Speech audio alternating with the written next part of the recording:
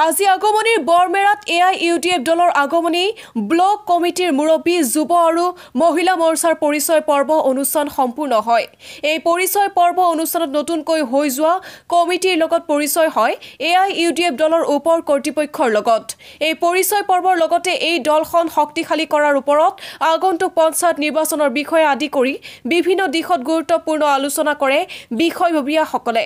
এই সভাখনত উপস্থিত থাকে গৌৰীপুৰৰ বিধায়ক মিজানুৰ ইছলাম, নাজিমুদ্দিন শেখ, আতিকুৰ ৰহমান, জাবেদ আলী মিয়া, সাইফুল ইছলাম আদি উপস্থিত থাকি সভাখন সম্পূৰ্ণ কৰে। পাবলিক মিটিংয়ের লেকচারও কথা নয়, সংগঠন আমার মজবুত করা লাগবে। আমাদের এমপি সাহেব হারিয়ে যাওয়ার পরে উনি রেজিগনেশন করার পরে সংগঠন একটা অচল অবস্থা। আবার জেনারেল কাউন্সিলের মিটিং হওয়া মর্মে ওনাকে আবার প্রেসিডেন্টের দায়িত্ব দিয়ে সমস্ত আসামের AIUDF এর যত মানে সংগঠন আছিল আমার ডিস্ট্রিক্ট সব ডিজলভ হয়ে গেছে। তারপরে এই অচল অবস্থা থেকে উদ্ধার পাওয়ার জন্য নতুন করে সমস্ত ডিস্ট্রিক্ট ব্লক আঞ্চলিক সাংগঠনিক কামকাজগুলো আরম্ভ হয়েছে। তারই একটা অংশ বিশেষ আজকে আমি আজকে পলিটিক্যাল লেকচার দিব না। আগমনেই সবাই দুর্বল প্রতিটা সমষ্টির একদিন করে মিটিং করবে, প্লাস জলসার ভাগ নেবে। তো আমরা আগমনের মধ্যে দুই ভাই বয়ে গেছি, যদি শক্তিশালীভাবে আমরা এলাও সংগঠন করি এখানে এলাও আমরা নিরাশ হওয়ার কিছু নেই। আমার ভবানীপুরের AIUDF এর MLA 24,000 ভোট পায়, দুইবার করে MLA হয়েছে, 24-26। ওখানে মেজরিটি অন্য জনগোষ্ঠীর মানুষ। তার মাঝে তো ভবানীপুর আবুল কালাম আজাদ, আমার গরিপুর সমষ্টি একটা সময় কন্টিনিউ বনায়ন মুসিহারের হত আছে।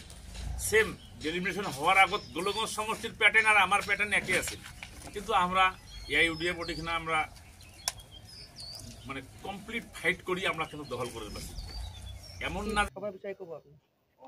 আজি আমি যোৱা 20 তাৰিখে আমাৰ আগমনী জাতীয় সংঘ প্ৰেক্ষাগৃহত আমাৰ ধুবুৰী জিলা কমিটিৰ সন্মানীয় সভাপতি জনাব নজৰুল হক সাহাবৰ নেতৃত্বত আমাৰ ধুবুৰী জিলা কমিটিখন গঠন হৈছে। আৰ তেখেতৰ নেতৃত্বত আমাৰ আগমনী ব্লক কমিটিৰ মুৰব্বী যুৱ আৰু মহিলা মৰ্চা কমিটিখন আমি আগমনী প্ৰেক্ষাগৃহত আমাৰ অনুষ্ঠিত হৈছে আৰু আমাক যোৱা 20 তাৰিখে এপ্ৰুভ দিছে। তাৰে আজি আমি আগমনী ব্লক কমিটিৰ তিনিওখন কমিটিৰ মুৰব্বী যুৱ আৰু মহিলা কমিটিৰ আজি আমাৰ পৰিচয় পৰ্ব। এই পৰিচয় পৰ্বত আমাৰ উপস্থিত আছিল আমাৰ গৌৰীপুৰ সমষ্টিৰ সন্মানীয় বিধায়ক মিজানুৰ ৰহমান সাহাব।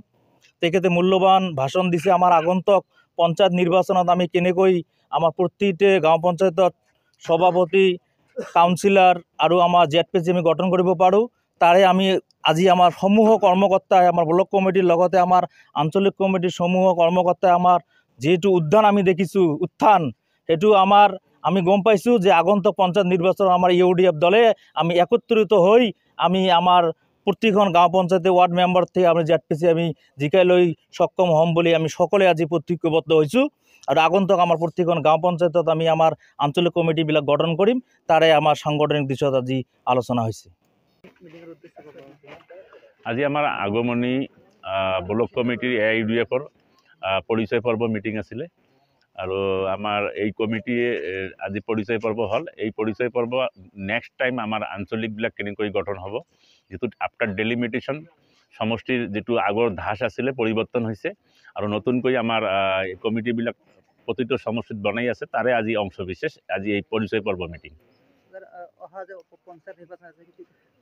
নিশ্চয়কৈ আমি এই অতি সোনকালে আমাৰ আঞ্চলিক লেভেলত কমিটিবিলাক বনাই কেনে পঞ্চায়ত নিৰ্বাচনত অৱতীৰ্ণ হোৱাৰ কাৰণে এই কাৰণে খৰতকীয়াকৈ সংগঠনবিলাক বনাব লাগে, তাৰে কাৰণে আজি মিটিং দিছে।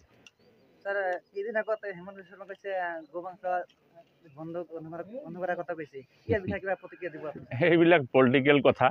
কোনোবাই এইও কৈছে দুই বন্ধুৰ মাজত মই সোমাব খোজা নাই, আৰু এজন বিধায়ক দায়িত্বশীল বিধায়ক হিচাপে পৰিৱেশ বিনষ্ট হোৱা কথা কোৱাত মোৰ ইচ্ছা নাই।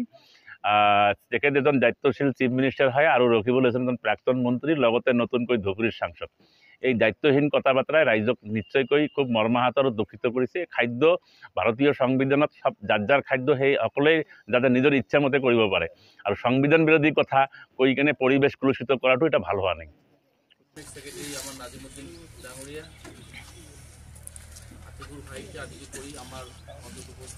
আগমনিৰ পৰা বাপি হুছেইনৰ ৰিপৰ্ট ডেইলি 24।